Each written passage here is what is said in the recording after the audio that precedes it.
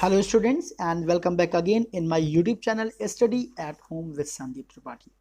So students, in today's class I have taken second chapter of your literature book, which is First Flight, Nelson Mandela Long Walk to Freedom.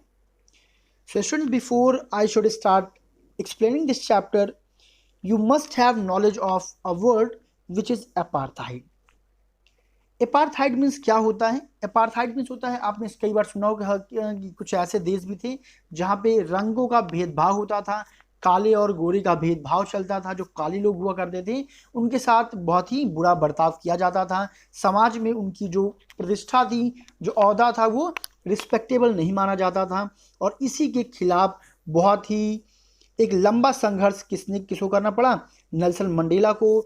And बहुत से south Africa, हाँ बताना चाहूँगी, ये जो issue अभी recently बात की जाए तो किस कंट्री की थी? साउथ अफ्रीका की थी। और बहुत बड़े संघर्ष के बाद नेल्सन मंडेला को इस पर सफलता हासिल हुई और उन्होंने बहुत ही बड़ी कामयाबी जो है अपने लाइफ में हासिल की। And he became the first black president of South Africa. यानी कि इसके पहले तो बहुत से प्रेसिडेंट्स रहे but they were not black, और जो ब्लैक पीपल वहाँ पे रहते थे उनके साथ जो भेदभाव होता था वो बिल्कुल भी उचित नहीं था। और इसी पे बेस्ड ये स्टोरी है। इसे चलिए हम लोग स्टार्ट करते हैं। एंड यस, आप लोग याद रखिएगा कि इसमें आप एक सेकेंड का भी कोई भी स्टेप स्किप मत करिएगा, क्योंकि you all are students of board exam now. और बोर्ड एग्जाम में आप लोगों को हर एक चैप्टर के बारे में डीप नॉलेज होना स्टूडेंट्स बहुत ही ज़्यादा ज़रूरी है। Because it is not necessary कि आपको जितना क्वेश्चन आंसर आपकी कॉपी में, नोट्स में, या फिर जितना मैं प्रोवाइड कर रहा हूँ वहीं से आपको क्वेश्चंस मिल जाएं। एंड कहीं से भी आपके लिए एग्जाम में क्वेश्चंस बन सकते हैं। So for that you must have deep knowledge of each chapter. और मैं कोशिश करूँगा इस क्लास के माध्यम से काफ़ी हद तक आप लोगों को इस चैप्टर के बारे में इंफॉर्मेशन प्रोवाइड कर पाऊँ। और ऑल्दो ये एक बहुत ही महान शख्सियत की ऑटोबायोग्राफी है, तो वैसे भी आप किसी और डीप में पढ़ना चाहिए। So let's start this chapter without wasting much of time. So देखिए, Nelson Mandela has become South Africa's first black president after more than 3 centuries of white rule. यानी कि साउथ अफ्रीका में लगभग 200 सेंचुरीज तक white लोगों के, सफ़ेद लोगों के रूल यानी शासन के पश्चात वहाँ के पहले प्रेसिडेंट कौन बने? नेल्सन मंडेला बने। वो ब्लैक प्रेसिडेंट की बात की जाए तो पहले प्रेसिडेंट थे। Mister Mandela's African national Congress यानी कि ANC, ये नाम आप याद रखिएगा। कभी कभी शॉर्टकट में ANC ही लिख के आ जाता है। इसका मतलब क्या है? African national Congress party one 250 votes of the 400 seats in the first democratic election of South Africa history. तो साउथ अफ्रीका के जो हिस्ट्री का जो पहला ऐसा जो इलेक्शन हुआ था डेमोक्रेटिक, उसमें 400 सीट्स में से नेल्सन मंडेला को 252 सीट्स मिली और वो वहाँ के प्रेसिडेंट बन गए। Now the inauguration ceremony took place in the union building amphitheatre in Pretoria today. अब देखिए, जब ये स्टोरी लिखी जा रही है, जबकि बारे में बताया जा रहा है कि आज जो उसी का इनॉग्रेशन सेरेमनी होना था और कहाँ पे? यूनियन बिल्डिंग एम्फीथिएटर में होना था। आज के दिन, जिस दिन ये कहानी लिखी जा रही है। Attended by politicians, dignitaries from more than 140 countries around the world. इन पूरे संसार के लगभग 140 देश से वहाँ पर जितने पॉलिटिशियंस हैं या डिग्निटरीज मतलब होते काफ़ी अच्छे सम्मानित ओहदे पे जो सुशोभित करने वाले जो व्यक्ति होते हैं, यानी कि अधिकारीगण आप कह सकते हैं, जो भी रिस्पेक्टेबल पोस्ट पे होते हैं। Never again will this beautiful land experience the operation of one by another, said Nelson Mandela in his address. और फिर जब नेल्सन मंडेला का स्पीच स्टार्ट होता है तो लोगों को कैसे एड्रेस करना स्टार्ट करते हैं कि never again will this beautiful land, यानी कि दोबारा भविष्य में कभी भी ये जो सुंदर लैंड है, जो सुंदर जो देश हैं, ये कभी भी अनुभव नहीं करेगा ऐसे ऑपरेशन मतलब दमनकारी नीतियाँ या दमन करना या अत्याचार करना। ऐसे अत्याचार जो लोग एक दूसरे पे कर रहे थे, अब ऐसे अत्याचार को कभी भी भविष्य में यह देश, ये धरती जो है भविष्य में क्या नहीं करेगी? एक्सपीरियंस नहीं करेगी, यानी ऐसा कभी अब भविष्य में नहीं होगा। Jubilant scene on the street of Pretoria followed by the ceremony with blacks, whites, colors celebrating together. More than 1 lakhs South African men, women, children, all races sang and danced with joy. तो जो वहाँ की जो Pretoria जो जहाँ पे ये function ceremony चल रही थी, वहाँ पे पहली बार लगभग सभी कलर के लोग, जहाँ पे ब्लैक वाइट हों या फिर जितने भी कलर के लोग हैं, सब लोग लगभग 1 लाख से ज़्यादा लोगों ने क्या किया, साथ में गीत गाए, साथ में डांस किया और साथ में उस मोमेंट को क्या किया, एंजॉय किया। अब चलते हैं हम लोग मेन पेज पे और स्टार्ट करते हैं आज की स्टोरी को। So students, we are here on the main page. अभी तक जो भी हमने डिस्कस किया that was just a starting, एक आपको बस बताया गया कि कैसे ये कहानी, ये स्टोरी स्टार्ट होती है और एक्चुअल स्टोरी आपकी यहाँ से स्टार्ट होगी। तो जो राइटर है नेल्सन मंडेला, वो क्या कहते हैं कि 10th में ब्राइट एंड क्लियर। जो 10th में यानी जो 10 मई यानी वो जो दिन था, वो कौन सी तारीख का दिन था, वो 10 मई का दिन था। डॉन ब्राइट, जो प्रातः काल वो हुई, वो कहती बहुत ही ब्राइट एंड क्लियर थी। यानी कि वो कहते हैं कि जो 10 मई का जो दिन था वो और दिन की तुलना में क्या था, बिल्कुल अलग था, क्योंकि आज एक अजीब सी शांति उन्हें अपने देश में दिखाई दे रही थी, एक नया सवेरा जैसा हुआ था। इसलिए यहाँ पे नेल्सन मंडेला जी ने ये सेंटेंस यूज़ किया कि 10th में डॉन ब्राइट एंड क्लियर, की जो 10 मई का जो दिन था, जब उस उषा काल हुआ, डॉन मतलब क्या होता है, जो प्रातः काल होने, जब दिन का प्रारंभ हुआ तो बहुत ही चमकदार था और बहुत ही साफ सुथरा था, क्योंकि अभी तक की जो गंदगी थी, जो भेदभाव का जो वहाँ पे कस्टम चला रहा था, वो खत्म हो चुका था। For the past few days I had been pleasantly besieged by the dignitaries and world leader। और आगे वो कहते हैं कि पिछले कुछ दिनों से मैं क्या था, प्लीजेंटली मतलब बहुत ही खुशी से, आनंद रूप से, खुशी मन से मैं क्या था, besieged यानी कि घिरा हुआ था, किससे, बाय डिग्निटरीज, बहुत बड़े बड़े अधिकारियों से, एंड संसार के जो लीडर्स थे, who were coming to pay their respect before the inauguration, जो इनाग्रेशन के पहले क्या कर रहे थे, मुझे जो एक रिस्पेक्ट देने के लिए वहाँ पे आ रहे थे। The inauguration would be the largest gathering ever of international leaders on south Africa soil. और आगे वो कहते हैं कि ये जो इनाग्रेशन होने वाला है, ये अब तक की साउथ अफ्रीका की मिट्टी में जितने भी इंटरनेशनल लीडर्स की गैदरिंग हुई है, ये गैदरिंग सबसे बड़ी गैदरिंग होने वाली है। यानी कि अब तक साउथ अफ्रीका की धरती पे इतनी बड़ी इंटरनेशनल लीडर्स की गैदरिंग इसके पहले कभी भी नहीं हुई। The ceremonies took the place in the lovely sandstone amphitheater formed by the Union Building in Pretoria। वो कहते हैं जो सेरेमनी है ये कहाँ पे होगी, जो लवली प्यारे प्यारे स्टोन के बने जो एम्पी थिएटर हैं, जो किसके द्वारा बनाई गई है, यूनियन बिल्डिंग के द्वारा बनाई गई है प्रिटोरिया में, वहाँ पे ये सेरेमनी होना है। For decades this had been the seat of white supremacy. For decades, दशकों से ये जो सीट है, ये जो गद्दी है, यहाँ पे किसकी सुपरमेसी थी, यहाँ पे वाइट लोगों की सुपरमेसी थी, यानी उनको उनका जो ओहदा होता था वो अधिक हुआ करता था comparison to black people. And now it was the site of rainbow gathering of different colour and nation of for the installation of South Africa first democratic non racial government. और देखिए यहाँ पे बहुत अच्छे वर्ड के साथ इन्होंने क्या लिखा है कि it was the site of rainbow gathering. ये जो कहते जो गैदरिंग हो रही थी, ये बिल्कुल उसी तरह से गैदरिंग हो रही थी जैसे रेनबो यहाँ पे लेने मतलब क्या था, उसमें हर कलर होते हैं, तो यानी कि ये जो गैदरिंग होगी इसमें हर कलर के व्यक्ति होंगे, यानी कि इसमें कोई भी रैशियल जो डिस्क्रिमिनेशन होता है, जो रंगों का जो भेदभाव होता है, इसमें कोई भी ऐसा जो है भेदभाव देखने को नहीं मिलेगा। और जो लोग आ रहे हैं वो किस लिए आ रहे हैं, इंस्टॉलेशन, एक नए साउथ अफ्रीका, एक डेमोक्रेटिक जो साउथ अफ्रीका है उसके इंस्टॉलेशन के लिए आ रहे हैं, उसको क्या करने के लिए, उसका निर्माण करने के लिए आ रहे हैं। On that lovely autumn day I was accompanied by my daughter Zenani. अब वो आगे कहते हैं कि on that lovely autumn day, यानी वो जो मौसम चल रहा था उस समय, वो ऑटम सीजन था, मई बेसिकली ऑटम सीजन का टाइम होता भी है। कहते उस समय मैं किसके साथ था, I was accompanied with my daughter Zenani, मैं अपने डॉटर जिनानी के साथ वहाँ पे था। On the podium mister de Klerk was the first sworn in as second deputy president. और आगे वो कहते हैं कि तो पोडियम पे, पोडियम बेटा वो जगह होता है जो जहाँ जैसे आपके स्कूल में कोई फंक्शंस वगैरह होते हैं, जो स्टेज बनता है वहाँ पे जो पोडियम होता है, जहाँ से माइक की स्पीच दिया जाता है, उसे क्या बोलते हैं? पोडियम बोलते हैं। सो आगे वो कहते हैं कि जो सबसे पहले किसने, मिस्टर डी क्लार्क ने क्या किया? स्वर लिया, यानी कि शपथ लिया, किस रूप में?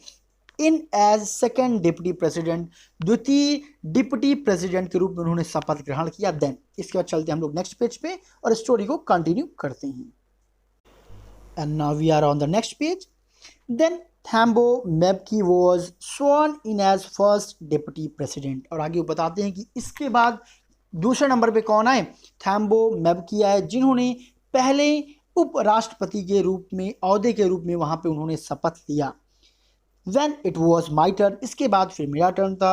I pledge to, मैंने शपथ लिया, to obey and uphold the constitution, obey की आज्ञा का पालन करूंगा, and uphold the constitution, और कॉन्स्टिट्यूशन को मानूंगा, and to devote myself, और अपने आप को मैं डिवोट कर दूंगा, बलिदान कर दूंगा, to well being of the republic, या जो रिपब्लिक जो अब देश है इसके लिए मैं क्या करूंगा? अपने आप को बलिदान कर दूंगा, एंड इट्स पीपल, और यहाँ के रहने वाले लोगों के लिए मैं खुद को सेक्रीफाइस कर दूंगा। To assemble guest and the watching world, I said, ये सारे वाक्य मैंने उन लोगों को कहा जो गेस्ट वहां पे असेंबल थे, और मुझे जो संसार देख रहा था उन लोगों से मैंने ये शब्द कहे और मैंने अपनी बातों को रखा, यानी मैंने शपथ लिया। Today all of us do by our presence here confer glory and hope to newborn liberty, of to experience of an extraordinary human disaster that lasted too long, must be born a society of which all humanity will be proud। और आगे फिर वो कहते हैं कि today, आज, all of us do, हम सब लोग करेंगे, बाय आवर प्रेजेंस हियर, यहाँ पर अपनी उपस्थिति के द्वारा क्या करेंगे? Confer glory and hope to new born liberty, ये जो नई नई आज़ादी जो भी क्या हुई, जन्मी हुई, यानी कि जो हमें आज़ादी मिली हुई है, इसको हम क्या प्रदान करेंगे? अपनी उपस्थिति के द्वारा ग्लोरी और होप, एक आशा प्रदान करेंगे। Out of the experience of N extraordinary human disaster, एक अद्भुत यानी कि एक एक्स्ट्राऑर्डिनरी ह्यूमन डिजास्टर, जो मानवीय जो आपदा है उसको अनुभव करने के बाद, दैट लास्टेड टू लॉन्ग, जो काफ़ी लंबे समयांतराल के बाद ख़त्म हुई, यानी कि जो वो मानवीय आपदा, यानी कि जो लोग आपस में वाद विवाद करते थे किस चीज़ को लेकर के? कलर को, रंग भेदभाव को लेकर, रैशियल जो डिस्क्रिमिनेशन थे, वो जो समस्या थी हमारे देश में, उसको जो अनुभव हमने, जो डिजास्टर अनुभव किया, वो काफ़ी लंबे समय के बाद क्या हुआ? ख़त्म हुआ, ऐसा वो कहते हैं। और इसके बाद कहते हैं कि must be born a society, अब अनुभव करने के बाद जो एक सोसाइटी क्या होगी? आज जन्म ली है, which all humanity will proud be proud, हम एक ऐसे समाज का निर्माण करना है जिससे कि जो जितनी भी ह्यूमनिटी है वो क्या कर सके? अपने आप पे, इस पे गर्व कर सके। यानी कि जो बदलाव हमारी कंट्री में आई है, उसके बाद हमें एक ऐसे सोसाइटी का निर्माण करना है जिससे कि सारी ह्यूमन जो प्रजाति हैं वो क्या कर सके? गर्व कर सके। Let's talk about the next passage, and he is saying that we, हम लोग, हु वर आउटलॉज, देखिए ये जो लाइन है वो जितने भी साउथ अफ्रीकन्स थे उनके लिए वो ये स्टेटमेंट यूज करते हुए कहते हैं कि हम लोग जो क्या थे? वर आउटलॉज। देखिए आउटलॉज मतलब होता है कि कुछ देश किसी दूसरे देश से किसी पॉलिटिकल रीजन की वजह से या वहाँ की स्थितियों की वजह से क्या करना? अपना रिश्ता तोड़ लें, उसे क्या बोलते हैं? आउटलॉज। यानी कि अभी तक क्या था? नॉट सो लॉन्ग एगो, बहुत लंबे समय की बात नहीं है, बहुत से देशों ने क्या किया था? हमसे रिश्ता ख़त्म कर दिया था, क्योंकि अभी कुछ ही दिन पहले उन्हें क्या मिली है? ये आज़ादी मिली है। इसीलिए वो कहते हैं बहुत लंबे समय पहले की बात है, यानी कुछ दिन पहले ही तक की बात थी जब बहुत से देश ऐसे थे जो हमसे अपने रिश्ते ख़त्म कर चुके थे। Have today been given the rare privilege to host to the nation of the world on our own soil, और आज हमें ये प्रिविलेज, एक रेयर प्रिविलेज यानी कि जो बहुत ही दुर्लभ होती है, एक दुर्लभ प्रिविलेज हमें क्या किया गया है? मौका मिला है। सारे विश्व के सारे जो राष्ट्र हैं, जितने भी राष्ट्र यहाँ पे के देश के लोग हैं, उनको अपनी ही मिट्टी पे क्या करने के लिए? उनका वेलकम करने का हमें क्या मिला है? मौका मिला है। We thank all our distinguished international guests for having come to take possession with the people of our country of what is after all a common victory of justice for a peace and for a human dignity। और आगे वो कहते हैं कि we thank, हम धन्यवाद देते हैं, ऑल आवर डिस्टिंग्विश्ड, मतलब भिन्न भिन्न प्रकार के जितने भी इंटरनेशनल मतलब देश विदेश से जितने भी गेस्ट यहाँ पे आए हैं उन सभी का हम क्या करते हैं, यहाँ पे उनका वेलकम करते हैं और उनको हम धन्यवाद अर्पित करते हैं।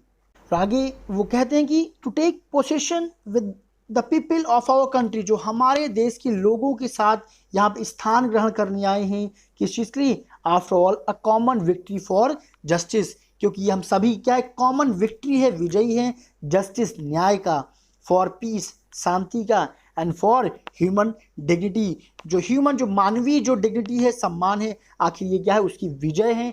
इसके लिए आप लोग यहाँ पर हमारी धरती पर हमारे देश के लोगों के बीच में आए, इसके लिए हम उन सभी इंटरनेशनल गेस्ट का धन्यवाद देते हैं। ये अपने स्पीच में वो आगे मेंशन करती हैं। फिर कहते हैं कि we have at last achieved our political emancipation. We pledge ourselves to liberate all our people from the continued bondage of poverty. और आगे वो कहते हैं कि we have at last, और अंत में हमने क्या कर लिया है, अचीव कर लिया है हमारे पॉलिटिकल इमेंसिपेशन। इमेंसिपेशन मतलब होता है फ्रीडम, आज़ादी, और आखिरकार हमने अपनी राजनीतिक जो हमारी आज़ादी है उसको हमने अचीव कर लिया है। एंड वी प्लेज, हम शपथ लेते हैं, आवर सेल्फ, अपने आप से, कि to liberate all our people, कि हम अपने देश के सभी लोगों को क्या करेंगे, आज़ाद करेंगे, किससे, from continuing bondage of poverty, जो गरीबी से जो उनका शोषण हो रहा है उसमें बंधे हुए हैं, उससे हम उनको आज़ाद करेंगे। डेप्रीवेशन, जो उनका शोषण हो रहा है उससे हम उनको आज़ादी दिलाएंगे, फ्रीडम दिलाएंगे। एंड सफरिंग, जो भी कष्ट वो झेल रहे हैं, कौन से कष्ट, जेंडर लिंग के आधार पर जो भी अगर उन्हें कष्ट है उसको भी हम दूर करेंगे। एंड अदर डिस्क्रिमिनेशन, या जितने भी डिस्क्रिमिनेशन भेदभाव हमारे देश में है उन सभी से उन्हें क्या करेंगे, निजात दिलाएंगे। Never never and never again shall it be that this beautiful land will again experience the oppression of one by another। और वो आगे कहते हैं कि never never never, यानी अब से कभी भी भविष्य में ये सुंदर जो लैंड है ये कभी भी अनुभव नहीं करेगा, फिर से जो ये ऑपरेशन है, जो दमनकारी जो नीतियां हैं एक दूसरे के ऊपर जो चलाई जाती हैं उसको पुनः ये अनुभव नहीं करेगी। यानी कि ऐसा वो वादा करते वहाँ की कॉमन जो पब्लिक होती है, ऑडियंस होती है, उससे कहती हैं। The sun shall never set on so glorious as a human achievement। और आगे वो कहते हैं कि इतनी शानदार मानवीय उपलब्धि का सूर्य कभी नहीं छिपेगा, यानी कि अब इस देश का सूरज कभी भी अस्त नहीं होगा, दिन प्रतिदिन हम लोग आगे की ओर क्या करेंगे, बढ़ेंगे। Let freedom reign God bless Africa. और वो कहते हैं कि स्वतंत्रता को राज करने दो, जो फ्रीडम है उसे इस एरिया में राज करने दो और भगवान अफ्रीका को वरदान दे, ऐसा वो प्रे करते हैं। इसके स्टूडेंट चलते हैं नेक्स्ट पेज पे। Let's talk about the rest all passages. So students we are now on the next page. And yes student, जो भी अभी ऐसे स्टूडेंट्स जो मेरी वीडियो को पहली बार देख रहे हैं उनको मैं बताना चाहूँगा कि पहले ही आपके फर्स्ट फ्लाइट बुक का chapter number 1 a letter to God, chapter number 3 2 stories about flying के दोनों part, his first flight and the black aeroplane, chapter number 5 and 6 the 100 dishes part 1 and part 2, ये सारे वीडियोस ऑलरेडी मैं cover कर चुका हूँ, upload कर चुका हूँ। अगर आपने अब तक वो वीडियोस ना देखा हो तो नीचे डिस्क्रिप्शन में जाएं, वहाँ पे मैंने क्लास 10th इंग्लिश लिटरेचर के नाम से लिंक प्रोवाइड किया हुआ है, या फिर आप मेरे चैनल पे जा सकते हैं, वहाँ पे मैंने एक सेपरेट फोल्डर आप लोगों की क्लास का बनाया हुआ है क्लास 10th इंग्लिश लिटरेचर के नाम से। वहाँ पे जितने भी वीडियोज़ मैंने कवर किए हैं उनका लिंक अवेलेबल है, वहाँ से आप लिंक को प्ले करके सारे वीडियोस को देख पाएंगे। और हाँ, आप चैनल को सब्सक्राइब ज़रूर कर लीजिए और नोटिफिकेशन बेल को ऑन कर लीजिए, जिससे कि नेक्स्ट टाइम कोई भी मैं वीडियो अपडेट करूं तो आप मिस ना करें और आपको सारी जानकारी वहां से मिल पाए। सो आइए आगे कोई स्टोरी को बढ़ाते हैं। सो आगे जो है मंडेला कहते हैं कि अ फ्यू मोमेंट लेटर, जब ये स्पीच चल रही थी इसके बाद उन्होंने वहाँ के सीन बताया कि अ फ्यू मोमेंट लेटर, यानी उनकी स्पीच के कुछ क्षण के बाद, we all lifted our eyes, हम सब लोगों ने अपनी आंखों को उठाया, इधर आकाश की तरफ, इन एवी मतलब होता है सरप्राइज के साथ, as spectacular array of South African jet helicopter and troops carriers roared in perfect formation over the Union Buildings. कहते कुछ क्षण के बाद हम लोगों ने क्या किया, अपनी आंखों को सरप्राइज के साथ ऊपर उठाया, क्योंकि ऊपर क्या चल रहा था, एक बहुत स्पेक्टिकुलर एरे, एक बहुत शानदार दृश्य चल रहा था। किसका? साउथ अफ्रीकन जेट्स का, हेलीकॉप्टर्स का, एंड जो युद्ध जो फ्लाइट्स होते हैं उनका, क्योंकि वो क्या कर रहे थे, रोरिंग कर रहे थे, दहाड़ रहे थे इन परफेक्ट फॉर्मेशन में, एक बहुत ही तालमेल वाले फॉर्मेशन में वो क्या कर रहे थे, ऊपर यूनियन बिल्डिंग के ऊपर दहाड़ रहे थे और एक बहुत ही स्पेक्टिकुलर एरे, एक बहुत ही शानदार दृश्य बना रहे थे। इसलिए हम लोगों ने एक सरप्राइज के साथ क्या किया, ऊपर देखा। और आगे फिर वो एक्सप्लेन करते हुए कहते हैं कि it was not only a display of pin point precision. वो कहते हैं ये जो डिस्प्ले हो रहा था ये केवल पिन पॉइंट यानी कि बहुत ही सधा हुआ तालमेल की प्रदर्शनी नहीं थी, ना ही मिलिट्री फोर्स, ना ही मिलिट्री की ताकत की प्रदर्शनी थी, but a demonstration of the militaries loyalty. बल्कि डिमॉन्स्ट्रेशन चल रहा था किस चीज का, मिलिट्री की ईमानदारी का, टू डेमोक्रेसी, किसके प्रति, डेमोक्रेसी के प्रति मिलिट्री की क्या ईमानदारी है उसका प्रदर्शन चल रहा था। टू अ न्यू गवर्नमेंट, एक जो नई गवर्नमेंट बनी है उसके प्रति ईमानदारी के प्रदर्शन चल रहा था। That had been freely and fairly elected, जो बिल्कुल स्वतंत्र रूप से और साफ सुथरे तरीके से इलेक्ट की गई थी, जो सरकार बनाई गई थी, उसके प्रति ईमानदारी का जो है ये डिस्प्ले हो रहा था। अब आगे वो कहते हैं कि ओनली मोमेंट बिफोर, कुछ ही क्षण पहले, the highest general of South Africa defence force के जो हाईएस्ट जनरल्स थे यानी अधिकारी थे, और पुलिस के जो भी अधिकारी थे, their chest bedecked with the ribbons and medals from the days gone by, जिनकी जो चेस्ट थी, छाती थी, वो सजी हुई थी किससे, रिबन से एंड मेडल से, from the days gone bye, वो दिन जो चले गए, यानी जो पुराने दिनों में जो उन्होंने मेडल्स हासिल किए, जो रिबन्स हासिल किए, उनसे छती हुई सजी हुई छातियों वाले जो जनरल्स अधिकारी थे, कहाँ की, डिफेंस फोर्स के और पुलिस के, उन सब लोगों ने क्या किया, सल्यूटेड मी, मुझे सल्यूट किया, एंड प्लेस्ड देयर लॉयल्टी, और अपनी ईमानदारी की उन्होंने क्या किया, शपथ भी खाया। It was not unmindful of the fact, मैं इस फैक्ट को बिल्कुल भी नहीं भूलूंगा, not so many years before, कुछ ज़्यादा साल पहले ही नहीं, they would not have saluted, वो मुझे सल्यूट नहीं करते थे, बट अरेस्टेड मी, वो मुझे क्या करते थे, अरेस्ट करते थे। और आज क्या समय आया कि वही लोग जो मुझे अरेस्ट करते थे आज मुझे क्या कर रहे हैं, सलाम कर रहे हैं। Finally a 7 of Impala jet left a smoke trail of the black, red, green, blue and gold of the new South African flag। इसके बाद वो कहते हैं कि फाइनली अंत में इम्पाला जेट ने क्या किया, स्मोक, धुआं छोड़ दिया, किस कलर का, रेड, ग्रीन, ब्लू और गोल्ड कलर का, क्या करने के लिए, जो नया साउथ अफ्रीका का जो फ्लैग बना था उसको आकाश में बनाने के लिए, उस पैटर्न को, उस शेवरन को बनाने के लिए उन्होंने क्या किया, धुआं छोड़ दिया। शेवरन मतलब क्या होता है, वो जो पैटर्न, जो फ्लैग का पैटर्न था, उस पैटर्न को बनाने के लिए इम्पाला जो साउथ जेट है उसके माध्यम से क्या किया, स्मोक छोड़ा गया। अक्सर आप लोगों ने 26 जनवरी या 15 अगस्त में टीवी वगैरह में आपने देखा होगा कि जेट्स के माध्यम से तिरंगा कैसे बनाया जाता है, वैसे उन्होंने क्या किया था, उसी की मदद से, उसी तरह से उन्होंने अपने देश के फ्लैग का जो है पूरा डिस्प्ले आकाश में किया था। चलते अब हम लोग नेक्स्ट पेज पैराग्राफ पे। The day was symbolised for me by playing of our two national anthem and the vision of white singing Nkosi Sikelel in Africa, as black singing Die Stem, the old anthem of Republic, although that neither group knew the lyrics of the anthem they once despised, they would soon know the words by heart। और आगे कहते हैं कि वो जो दिन था वो मेरे लिए एक सिंबलाइज्ड हो गया, एक प्रतीक बन गया। क्यों? क्योंकि उस दिन मैंने क्या किया, 2 नेशनल एंथम को प्ले किया। The vision of white singing, पहले एक गीत प्रस्तुत किया जो वाइट लोगों के लिए था, और वो राष्ट्रगीत था निकोसी स्केलेल आई अफ्रीका, ये वहाँ का उन्हीं की लैंग्वेज में लिखा हुआ है। स्टूडेंट्स ये सेंटेंस है, ये उनका आगे पूरा कंटिन्यू होगा, ठीक है। एंड आगे कहते हैं कि ब्लैक सिंगिंग, जैसे आपके यहाँ नेशनल एंथम जनगण मन, तो जनगण मन को शॉर्ट फॉर्म में लिखते हैं, तो वहाँ पे वहाँ का जो नेशनल एंथम उसको ऐसे लिखा जाता है। एंड ब्लैक सिंगिंग डाइस्टेम, और जो ब्लैक लोग थे वहाँ थे उनके लिए एक नया सॉन्ग बनाया गया था विच वॉज डाइस्टेम, इसको वहाँ पे बनाया गया और सभी लोगों ने the old anthem of Republic, ये क्या था, पुराना एंथम था वहाँ का, और उसको इन्होंने गाया। ऑल दो कहते हैं that day neither group new the lyric of anthem, उस दिन जब वो पहली बार इस गीत को गा रहे थे किसी को भी इसका क्या नहीं मालूम था, लिरिक्स नहीं मालूम था, लेकिन उन्होंने कहा कि बहुत ही जल्द वो क्या हो जाएंगे, इस चीज़ के आदी हो जाएंगे अपने हर्ट से इस चीज़ को गाने के लिए। क्यों, दे वंस डिस्पाइज्ड, यहाँ देखिए मतलब क्या है कि बहुत ही मतलब वेरी लो ओपिनियन के साथ वो क्या कर रहे थे, उसको गा रहे थे, ज़्यादा कॉन्फिडेंस नहीं थे। बट आगे वो कहते हैं कि बहुत ही जल्द क्या होगा, वो सभी लोग इसको सीख जाएंगे और हर्ट से, दिल से गाना स्टार्ट कर देंगे।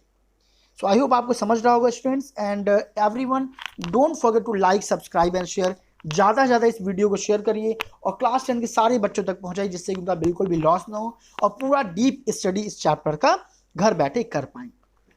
Now next chapter, next passage is that on the day of the inauguration I was overwhelmed with the sense of history.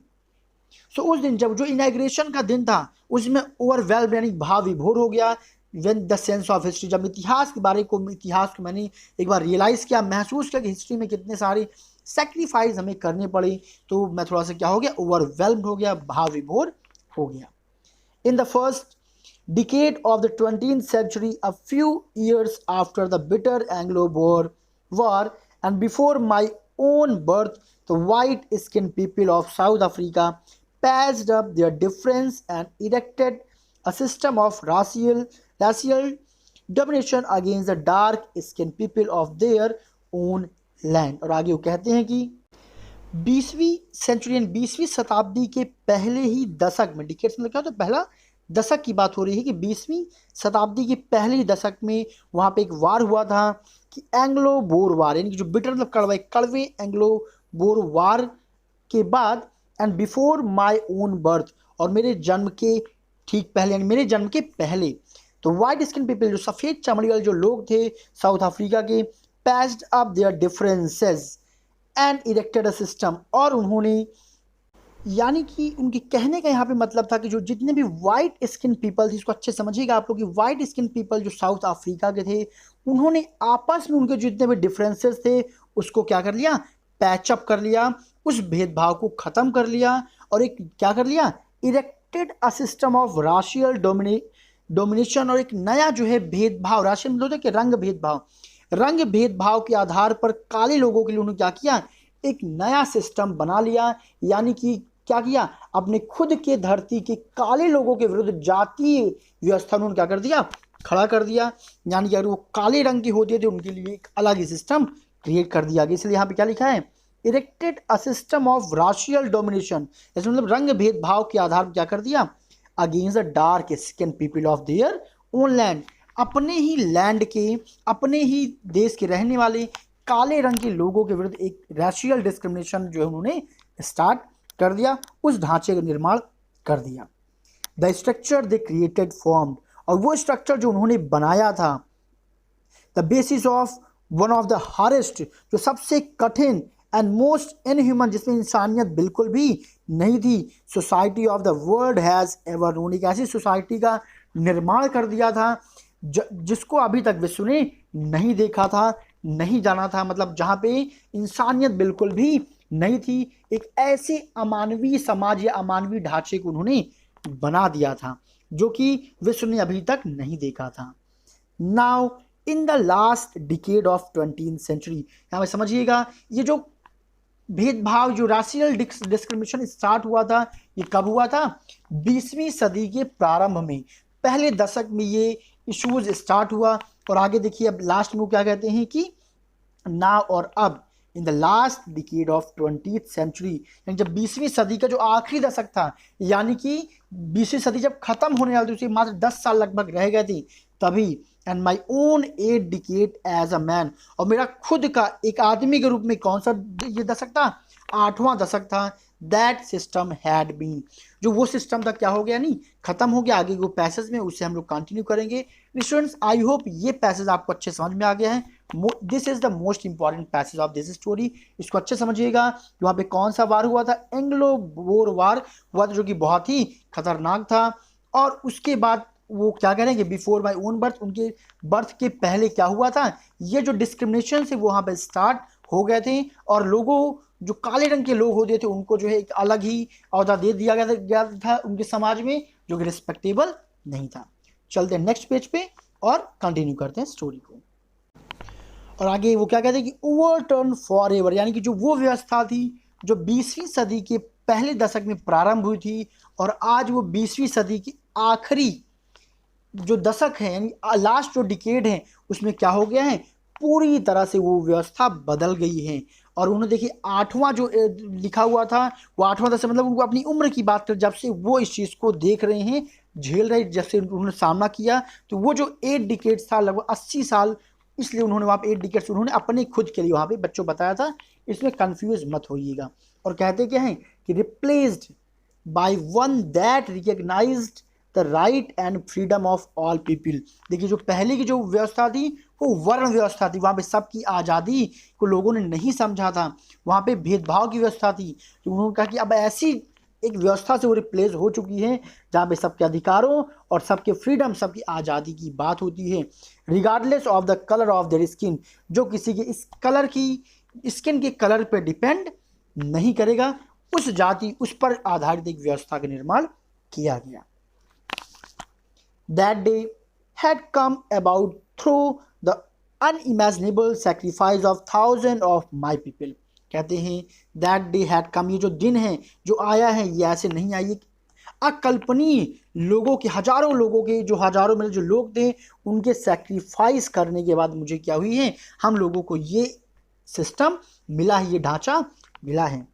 People whose suffering and courage can never be counted और repaid, उन लोगों की जो suffering थी, जो कष्ट उन्होंने सहा, जो हिम्मत दिखाई, उसको ना तो गिना जा सकता है, ना तो उसे अदा किया जा सकता है। आई फेल्ट दैट डे, जब भी मैं उन दिनों को महसूस करता हूँ, as I have on so many other days, that I was simply the sum of all those American patriots who had gone before me. और आगे वो कहते हैं कि आई फेल्ट दैट डे, जब भी मैं उस दिन को महसूस करता हूँ कि I have on so many other days, जैसे मेरे और भी दिन थे, that I had just second everyone, that I was simply the sum of all those African patriots who had gone before me, जो भी पैट्रियट, जो देशभक्त थे, जो लोग मुझसे पहले क्या हो गए, इस दुनिया से चले गए। और वो कहते हैं कि I was simply the sum of all those African, मैं क्या हूँ, उन सभी का सम हूँ, जोड़ हूँ, जो मुझसे पहले इस देश से चले गए, यानी कि उन्होंने अपने देश के लिए खुद को सेक्रीफाइस कर दिया। इस लाइन को स्टूडेंट्स काफ़ी अच्छे समझिएगा कि यहाँ पे राइटर के यहाँ पे कहने का मतलब ये थे कि नेल्सन मंडेला का, कि जितने भी लोग मुझसे पहले चले गए, मैं उन्हीं का जोड़ हूँ, अर्थात ये जो आज़ादी हमें मिली है, ये उन्हीं की बदौलत मिली है, उन्हीं की वजह से मिली है, जिसका मैं यहाँ पे सम हूँ, जिनका मैं यहाँ पे जोड़ हूँ, यानी कि उन्हीं का मैं आधार यहाँ पे, या उन्हीं के बिहाफ पे मैं यहाँ पे खड़ा हूँ। यहाँ पे ये कहने का मतलब है नेल्सन मंडेला का। इसलिए वो कहते हैं क्या कि आई फेल्ट दैट डे, जब उन दिनों को मैं महसूस करता हूँ कि as I have on so many other days, जैसे मेरे वो दिन थे, कब, जब उनके साथ में खड़ा रहता था सेक्रीफाइस होने के लिए, देश के लिए लड़ने के लिए, that I was simply some of all those African patriots, इसीलिए मैं कहता हूँ कि मैं क्या हूँ, उन सभी के सम हूँ, जोड़ हूँ, जो मुझसे पहले चले गए। That long and Nobel line ended, ये वो लंबी और जो नोबेल जो लाइन थी वो खत्म हो गई, यानी यहाँ पे देखिए जीवन की बात हो रही कि जो नोबेल लोग थे उनकी लाइफ का अंत हो गया। And now began again with me, लेकिन उनका जो जीवन है, लाइफ है, आज फिर से शुरू हुई है, किसके साथ, मेरे साथ, क्योंकि उनका उद्देश्य पूरा हो गया है। आई वॉज पेन, मुझे काफ़ी दर्द होता है, दुख होता है, that I was not able to thank them, कि मैं उनको धन्यवाद भी नहीं कह पाया, यानी कि वो इस दिन को देखने से पहले उन्होंने अपने जीवन की बलि जो है इस देश के लिए चढ़ा दी। And they were not able to see, और आगे वो कहते हैं कि मुझे इस बात का भी दर्द है कि वो what their sacrifice had wrought, कि जो सेक्रीफाइस, जिस उनके सेक्रीफाइस ने क्या दिया इस देश को, वो चीज़ वो देख नहीं पाए, उस चीज़ को महसूस भी नहीं कर पाए। इस बात का मुझे क्या है, दुख है, तकलीफ है, वो आगे ये मेंशन करते हैं। आई होप यहाँ पे स्टूडेंट्स यहाँ तक आपको समझ में आ गया होगा। बट स्टिल कहीं पे आपको कोई डाउट होता है कोई पार्टिकुलर वर्ड में कहीं पे भी, so you can mention, definitely I will try to sort out your problems. आगे चलते हैं नेक्स्ट पैसेज में। The policy of apartheid created by a deep and lasting wound in my country and my people. The policy of apartheid यानी कि जो ये colour, जो racial discrimination था, created deep and lasting wound, एक बहुत ही गहरा और न खत्म होने जो घाव है, उसने मेरे देश को और मेरे देश के लोगों को दिया है। All of us will spend many years, हम सब लोगों ने बहुत सारे क्या किए हैं, साल गुजारे हैं, if not generations, recovering from that profound hurt. और आगे वो कहते हैं कि ये जो घाव हमारे देश को हुआ है, इसको रिकवर करने में हमें क्या लग जाएंगे, सालों लग जाएंगे, इफ नॉट जनरेशंस, अगर कई पीढ़ियां ना लगी तो recovering from the profound hurt, इस प्रोफाउंड बहुत ही गहरा जो चोट लगा है, इससे हमें निकलने में कई सारे साल तो लग ही जाएंगे। ये वो आगे कहते हैं, but the decades of operations and brutality had another. अब आगे कहते हैं कि जो दशकों तक जो ये ऑपरेशन, जो अत्याचार और जो निर्दयता जो हमारे देश पे चली है, इसका एक दूसरा भी अनइंटेंडेड इफेक्ट, एक इसका दूसरा भी प्रभाव दिखा है। क्या दिखा हमारे देश में, कि दैट वाज इट प्रोड्यूस्ड, किसने क्या किया, प्रोड्यूस किया, ओलिवर थैम्बो, वेल्टर सिसुलस, यानी कि ये सारे कई नाम उन्होंने नीचे मेंशन किया। यानी कि अगर ये स्थिति हमारे देश में ना बनती, हो सकता है इतने महान महान लोग हमारे इस देश में जन्म ना लेते हैं। तो वहाँ पे ये भी कहना चाहते हैं कि जो समस्या हमारे देश में आई, इसका एक जो प्रभाव हमारे देश में ये हुआ कि इतने महान महान व्यक्तियों ने क्या किया, हमारे देश में जन्म लिया, जो क्या थी, बिल्कुल एक्स्ट्राऑर्डिनरी थे, जो अपने आप में क्या थे, बिल्कुल अद्भुत थे। स्टूडेंट्स चलते हैं नेक्स्ट पेज पे और स्टोरी को जल्द से जल्द फिनिश करते हैं। तो स्टूडेंट्स देखिए नेक्स्ट पेज पे क्या कि मैन ऑफ सच एक्स्ट्राऑर्डिनरी करेज, यानी कि उन्होंने कहा ये जो स्थिति बनी शायद इसी की वजह से इतने इस तरह के करेज वाले, विजडम बुद्धिमत्ता वाले, एंड जनरसिटी उदारता वाले व्यक्ति, their like may never be known again, हो सकता है इस तरह के कैरेक्टर वाले लोग दोबारा इस धरा पे जन्म ना लें, क्योंकि वो कहते हैं कि perhaps it's require such depth of operations to create such height of character। वो कहते हैं कि शायद हो सकता है कि इस तरह के व्यक्तियों का या इस तरह के कैरेक्टर का निर्माण करने के लिए जो ऑपरेशन, जो दमनकारी जो नीतियाँ होती है, जो दमन होता है उसकी गहराई भी इतनी ही होनी आवश्यक है, क्योंकि इतनी गहराई पे जब कोई दमन हो रहा होता है तभी हो सकता है कि ऐसे कैरेक्टर का निर्माण होता है। इसीलिए वो कहते हैं कि भविष्य में हो सकता है कि अब ऐसे व्यक्तित्व का निर्माण दोबारा इस धरा पे ना हो। आगे वो कहते हैं कि my country is rich in the mineral, मेरी कंट्री मिनरल्स में धनी है, एंड जेम्स, रत्नों में धनी है, that lie beneath its soil, जो इसकी मिट्टी के नीचे दबे हुए हैं। बट लेकिन I have always known that it's greatest wealth is it's people, लेकिन मैं हमेशा यह जानता हूँ कि इसके जो असली जो वेल्थ है, जो असली खजाना है, वो है यहाँ के लोग, जो कैसे हैं, फाइनर एंड ट्रूअर हैं, जो बहुत ही अच्छे हैं, बिल्कुल फाइन हैं, एंड ट्रूअर बिल्कुल सच हैं, देन द प्योरेस्ट डायमंड, जो प्योरेस्ट, जो सबसे शुद्ध डायमंड होता है, उनसे भी कहीं ज़्यादा वो क्या है, प्योर हैं, यानी यहाँ के लोग। और नेक्स्ट पैराग्राफ में भी चलते हैं अब। It is from these comrades in the struggle that I have learned the meaning of courage। और वो कहते हैं कि it is from these comrades, ये वही लोग थे, ये वही साथी लोग थे, in the struggle, जो मेरे स्ट्रगल में, that I learned the meaning of courage, जिनसे मैंने क्या किया, करेज का, हिम्मत का वास्तविक मतलब सीखा, वो इन्हीं साथियों की बदौलत ही मैंने सीखा। टाइम एंड अगेन, समय समय पर, I have seen main and woman risk, मैंने समय समय पर लोगों को, यानी कि औरतों को और पुरुषों को मैंने रिस्क लेते हुए देखा, एंड गिव देयर लाइव्स, अपनी जान की बलि देते हुए देखा, फॉर एन आइडिया, जस्ट एक विचार के लिए, मात्र एक विचार के लिए। वो विचारधारा कौन सी थी? जो राशियल डिस्क्रिमिनेशन था उसको खत्म करने की विचारधारा के लिए।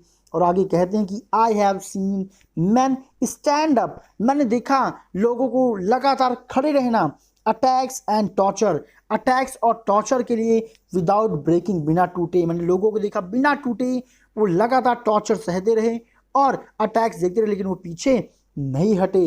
एंड शोइंग अ स्ट्रेंथ, उन्होंने एक पावर दिखाया, एंड रेजिलियंस, एक हट दिखाया, जिद दिखाया, दैट डिफाइज द इमेजिनेशन, जिसकी कल्पना नहीं की जा सकती है। और आगे कहते हैं कि I learn that courage was not the absence of fear, and I learn, मैंने सीखा कि courage was not absence of fear, जो करेज होता है, जो हिम्मत होता है, उसमें डर का अब्सेंस नहीं होता। यानी कि करेज में भी डर होता है, लेकिन but the triumph over it, लेकिन हमें करना क्या होता है? उस पर विजय प्राप्त करना होता है। यानी यहाँ पे कहने का मतलब समझिएगा बेटा आप लोग कि जो भी हिम्मत वाला व्यक्ति होता है, इसका मतलब ये नहीं होता कि उसे डर नहीं लगती। डर सबको लगती है, लेकिन आपको क्या करना है? उस डर पे ट्रिम्फ हासिल करना है, विजय हासिल करना है। And the brave man is not he who does not feel afraid, वो कहते हैं बहादुर व्यक्ति वो नहीं है जिसको डर नहीं लगता। यानी कि अगर आपको डर लगता है, इसका मतलब ये नहीं कि आप बहादुर हैं। आपको डर लगता है तब भी आप बहादुर हो सकते हैं, लेकिन आपको बस क्या करना होगा बहादुर साबित करने के लिए? He who conquer the fear, जो डर पे काबू पा ले, जो डर पे विजय प्राप्त कर ले, वो ही क्या कहलाता है? असली ब्रेव मैन कहलाता है। ऐसा नेल्सन मंडेला जी कहते हैं। नेक्स्ट पैराग्राफ में चलते हैं कि no one is born hating another person, कोई भी व्यक्ति जन्म से किसी दूसरे व्यक्ति से नफरत करते हुए पैदा नहीं होता। Because of colour of skin, केवल इस वजह से कि उसकी कलर का स्किन क्या है? डिफरेंस है। और हिज बैकग्राउंड, या अपने बैकग्राउंड की वजह से, या फिर और हिज रिलीजन, यानी धर्म, अपने बैकग्राउंड या फिर अपने रंग की वजह से पैदा, बचपन से नफरत के साथ पैदा नहीं होता है। यानी आप लोग समझ गए होंगे आखिर वो कहना क्या चाहते हैं। And people must learn to hate, लोगों को क्या सिखाया जाता है? नफरत करना सिखाया जाता है। And if they can learn to hate, और आगे वो कहते हैं अगर उन्हें नफरत करना सिखाया जा सकता है, then they can be taught to love, तब उन्हें प्यार करना भी सिखाया जा सकता है। For love comes more naturally to the human heart, क्यों? क्योंकि जो लव होता है, जो प्यार होता है, वो नेचुरली ही इंसानों के हार्ट में होता है देन इट्स अपोजिट, नफरत की तुलना में। यानी कि इंसान प्यार के साथ ही जन्म लेता है, अगर हम इसके विपरीत में उसके प्यार को जो नेचुरली उसके अंदर उसको हम डेवलप करेंगे तो ज़रूर प्यार करना भी क्या होगा? सीख जाएगा। Even in the grimmest time in the prison, और इस लाइन में स्टूडेंट्स वो बहुत ही अच्छी बात बता रहे हैं क्या कि जो उनका ग्रीमेस्ट टाइम, यानी इवन इन द ग्रीमेस्ट, जो सबसे उनका जो बुरा समय चल रहा था, कहाँ पे? इन प्रिजन, जेल का। When my comrades and I were pushed to our limits, जब मुझे और मेरे साथियों को हमारी कैपेसिटी, हमारी लिमिट से ज़्यादा जब पनिशमेंट दिया गया, यातना दिया गया, I would see a glimmer of humanity in one of the guard, एक गार्ड के अंदर मैंने इंसानियत के ग्लिमर, एक झलक मैंने देखी। परहैप्स, शायद, जस्ट फॉर अ सेकेंड, भले ही वो इंसानियत केवल कुछ क्षणों के लिए ही थी, बट इट वॉज इनफ, ये पर्याप्त थी, टू रीअश्योर मी, मुझे सांत्वना देने के लिए, एंड कीप मी गोइंग, और मुझे जारी रखने के लिए। और आगे वो कहते हैं कि man's goodness is a flame, कि जो इंसान की जो इंसानियत होती है वो एक चिराग, एक आग की जो चिराग होती है, रोशनी होती है, उसकी तरह होती है। दैट कैन बी हिडन, जिसको छिपाया जा सकता है, बट नेवर एक्सटिंग्विश्ड, लेकिन उसको कभी भी बुझाया या खत्म नहीं किया जा सकता है। स्टूडेंट्स, आई होप आपको समझ में आ रहा होगा। अभी ज़्यादा एक्सप्लेनेशन मैं नहीं करूँगा, जिससे कि जल्द से जल्द इस पैसेज को हम ख़त्म कर सकें, ऑलरेडी काफ़ी लंबी हो रहा है। और नेक्स्ट पैसेज में वो कहते हैं कि in life everyone has twin obligations, और वो कहते हैं कि हर एक इंसान की जो लाइफ होता है, सबके लाइफ में ट्विन ऑब्लिगेशंस होती हैं, दोहरे कर्तव्य होते हैं। यानी कि वो कहते हैं कि जैसे कि चाहे उसके परिवार को लेकर के हो, एक पेरेंट्स की तरह हो, तो हिज वाइफ अपने बच्चों के लिए हो, अपने चिल्ड्रन अपने बच्चों के लिए हो, and he has obligation to his people, और उन्हें अपने देश के लोगों के प्रति, अपने कम्युनिटी समुदाय के प्रति और अपने देश के प्रति भी वो क्या होते हैं, बाध्य होते हैं, उनके लिए वो कर्तव्यनिष्ठ होते हैं। इन अ सिविल, एक सभ्य एंड ह्यूमन, मानवीय। इसके चलते स्टूडेंट्स हम लोग नेक्स्ट पेज पे और जल्द से जल्द इस स्टोरी को फिनिश करते हैं।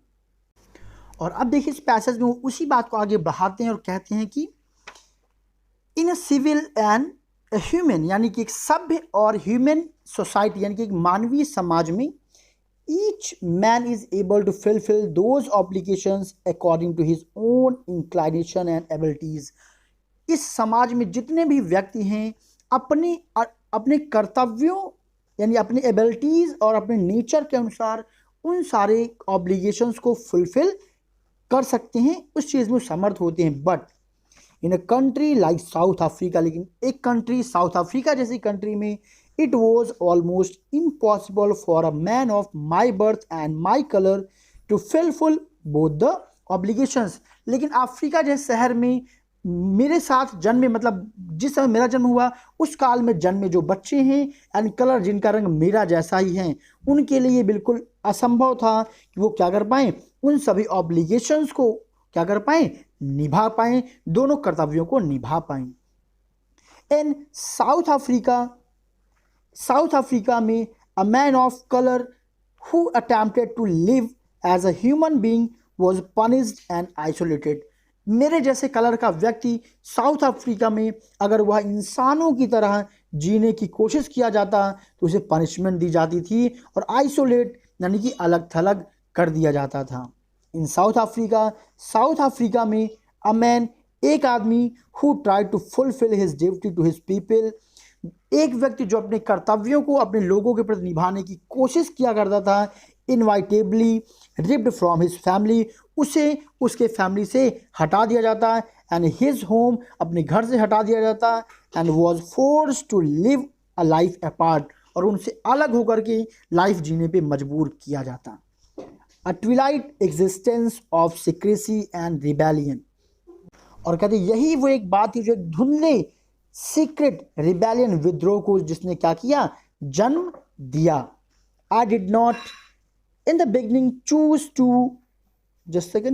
To place my people above my family, और वो कहते कि प्रारंभ में मैंने अपने लोगों को अपने परिवार से ऊपर का दर्जा नहीं दिया, यानी कि वो कहना चाहते हैं स्टार्टिंग में मैंने कोशिश किया कि मैं अपनी फैमिली को ज़्यादा इंपॉर्टेंस दूं, but in attempting to serve my people, और जब मैंने देखा कि जब मैं अपने लोगों की सेवा करना चाहा तो आई फाउंड दैट, मुझे मालूम चला कि आई वॉज प्रिवेंटेड, मुझे रोका गया from fulfilling my obligations as a son, कि मैं अपने कर्तव्यों को निभा सकूं एक बेटे की तरह, एक भाई की तरह, एक फादर की तरह, या फिर एक हस्बैंड की तरह। जब मैं अपने कर्तव्यों को निभाना चाहा तो मुझे क्या किया गया, उससे रोका गया। कब? जब मैंने अपने लोगों की सेवा करना, मैंने उनके ऑब्लिगेशन, उनके लिए जब मैंने काम करना स्टार्ट करना चाहा तब। I was not born with hunger to be free, I was not born with hunger, मैं उस जो आज़ादी की जो भूख होती है मैं उसके साथ पैदा नहीं हुआ था। आई वॉज बॉर्न फ्री, क्यों? क्योंकि मैं स्वतंत्र ही पैदा हुआ था। फ्री इन एवरी वे, हर तरह से मैं स्वतंत्र था। दैट आई कुड नो, जितना मैं जानता हूँ। Free to run in the field, में आज़ाद था खेतों में दौड़ने के लिए। नियर माई मदर्स हट, अपने माँ के झोपड़ी के आसपास। फ्री टू स्विम, स्वतंत्र था स्विम करने के लिए। In clear stream that run through my village, जो नदी मेरे गांव से होकर गुजरती थी उसमें नहाने के लिए मैं स्वतंत्र था। Free to roast miles under the stars and ride broad back to slow moving bulls, और वो कहते कि मैं आज़ाद था क्या करने के लिए, खुले आकाश में खाना पकाने के लिए, मैं अपने भोजन को रोस्ट करने के लिए, पकाने के लिए मैं बिल्कुल आज़ाद था। And ride abroad back of slow moving bull, और वो बुल जो धीरे धीरे क्या करता है, वॉक करता है, चलता है, उसकी चौड़ी पीठ पर मैं चलने के लिए मैं बिल्कुल स्वतंत्र था। As long as I obeyed my father, जब तक मैंने अपने फादर को ओबे किया। And abided the custom of tribe, और मैंने अपने ट्राइब के कस्टम्स को फॉलो किया। I was not troubled by the laws of man और गॉड, तब तक मुझे ना तो भगवान के बनाए गए नियम ना तो इंसान के बनाए गए नियम के द्वारा मुझे कोई भी ट्रबल नहीं हुई। I was only when I began to learn that my boyhood freedom was illusion. It was only when, ये केवल तब हुआ। और वो कहते हैं कि it was only when I began to learn that my boyhood freedom was an illusion। और मुझे तब पता चला कि जो मेरा जो बचपन का जो स्वतंत्रता थी वो मात्र एक illusion था, भ्रम था। और मुझे कब पता चला? When I discovered as a young man, जब यंग मैन होने जब मुझे पता चला कि my freedom had already been taken from me, कि मेरी जो स्वतंत्रता है वो मुझसे पहले ही छीनी जा चुकी है। मुझे तब रियलाइज हुआ कि जो मेरा जो बॉयहुड था, बचपना था, वो तो मात्र क्या था, एक इल्यूजन था, एक भ्रम था। That I began to hunger for it, और तभी से मुझे इसकी भूख लगने लगी, मुझे उस आज़ादी की भूख लगने लगी। एट फर्स्ट, शुरू में एज ए स्टूडेंट, जब मैं एक स्टूडेंट की तरह, I wanted freedom only for my self, तब मुझे आज़ादी केवल अपने खुद के लिए चाहिए थी। The transitory freedom of being able to stay out at night, वो जो ट्रांजिस्टरी मतलब जो अस्थिर जो स्वतंत्रता मुझे चाहिए थी, बस इसलिए चाहिए थी कि मैं अपने मन से बाहर में स्टे आउट कर सकूं, रीड वो पढ़ सकूं, व्हाट आई प्लीज जो मेरा मन करे, and go where I choose, और जहां मैं जाना चाहूँ वहां मैं जा सकूं। इस चीज़ की स्वतंत्रता की भूख मेरे अंदर जग उठी। लेटर बाद में as a young man in Johannesburg, जब मैं जोहान्सबर्ग में एक यंग मैन की तरह पहुंचा, I yearn for the basic and honourable freedom of achieving my potential, तब मुझे उस फ्रीडम की, बेसिक जो फ्रीडम होता है, सम्मान का जो आज़ादी होती है, उसकी मुझे आवश्यकता पड़ी कि मैं अपने पोटेंशियल के अनुसार मैं काम कर सकूं, और अर्निंग माई की, मैं अपने कमाई को जारी रख सकूं, एंड ऑफ मैरिंग, शादी कर सकूं, एंड हैविंग अ फैमिली, और मुझे इस चीज़ की भी आज़ादी चाहिए थी कि मैं शादी करके मेरी करूं और मेरी एक फैमिली हो। The freedom not to be obstruct in a lawful life, और उस लाइफ को किसी के द्वारा नियमानुसार कोई भी उसको बाधित ना कर सके। मुझे एक ऐसे जीवन की तलाश होने लगी, यानी कि एक ऐसे आज़ादी की मुझे तलाश होने लगी। But then I slowly saw that not only was I free, but my brothers and sisters were not free। लेकिन तब मैंने धीरे धीरे देखा कि केवल मैं ही नहीं बल्कि मेरे जितने भी ब्रदर्स एंड सिस्टर्स हैं वो भी आज़ाद नहीं, उनकी भी स्वतंत्रता छीन ली गई थी। I saw that it was not just my freedom that was curtailed, मैंने देखा, तब जाके एहसास किया केवल मैं ही वो नहीं था जिसकी आज़ादी को छांटा गया, यानी कि कम किया गया या फिर बाधित किया गया। But the freedom of every one who looked like I did, बल्कि मुझ जैसे दिखने वाले जितने भी लोग थे सभी की आज़ादी के साथ खिलवाड़ किया गया था, सभी की आज़ादी के साथ को बाधित किया गया था। दैट इज़ व्हेन, ये तभी था, I join African national Congress, तभी मैंने अफ्रीकन नेशनल कांग्रेस ज्वाइन किया। And that is when the hunger for my own freedom became the greater hunger of for the freedom, और तभी फिर क्या हुआ कि जो मेरे अंदर जो आज़ादी की जो भूख थी वो और बड़ी होती चली गई। चलते स्टूडेंट नेक्स्ट पेज पे और स्टोरी को फिनिश करते हैं। तो इस तरह से देखिए क्या कहते हैं कि जो उनकी अभी तक आज़ादी, जिस आज़ादी की लड़ाई वो अभी तक केवल किसके लिए लड़ाई कर रहे थे, वो स्वयं के लिए कर रहे थे, अब उनकी वही आज़ादी की जो चाहत थी उनके खुद के लोगों के लिए भी उनकी वो जो है चाहत बन गई। और आगे कहते हैं कि it was this desire for the freedom of my people to live their lives with the dignity and self-respect that animated my life। और कहते हैं it was this desire, और ये इच्छा ये थी for the freedom of my people, कि मेरे लोगों को स्वतंत्रता मिले, किस चीज़ की, to live their lives with dignity, कि सम्मान के साथ वो अपनी लाइफ को जी सकें, सेल्फ रिस्पेक्ट के साथ जी सकें, that animated my life, जिसने मेरे लाइफ को इस तरह से क्या किया, एनिमेट कर दिया, मोड़ दिया। that transformed a frightened young boy into a bold one, जिसने एक डरते हुए कांपते हुए लड़के को किसमें कर दिया, एक साहसी लड़के में तब्दील कर दिया। कि इस विचारधारा ने मेरे अंदर के व्यक्तित्व को बदल दिया।